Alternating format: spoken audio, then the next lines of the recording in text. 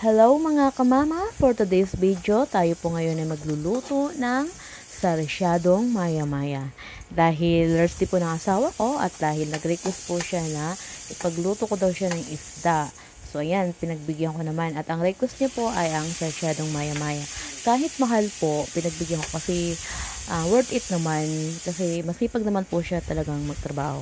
Lahat ng sahod niya binibigay sa akin. Pero napupunta lang din naman yan sa mga gastusin dito at syempre nagsi-savings na din.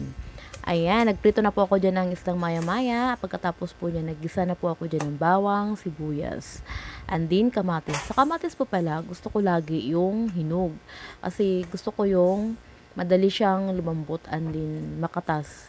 Lalo na pag marami. Lasang-lasa nyo po yung tomatoes, yung tomato. Ayan, naglagay na din po ako dyan ng 2 tasang tubig. Kasi gusto ko po yung may sabaw ng konti. Kasi mahilig po ang mga anak ko ng sabaw. At saka yung sasawa ko din, mahilig din po siya sa sabaw. So ayan, dinagdagan ko po ng 2 tasang tubig. Ayan, pakuluan lang po natin yan. And after kumulo na po, dagdagan po natin ng 2 itlog. Kasi pag 3 na po ang itlog, matutuyo na po ang ating sarsyado. So, wala na siyang sabaw.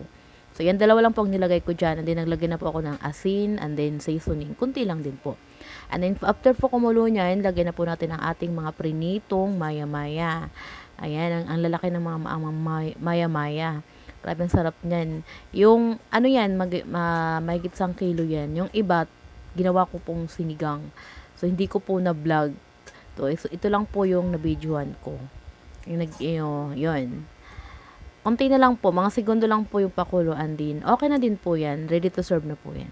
Thank you po sa panonood. Pa-like and share na din po. Bye-bye!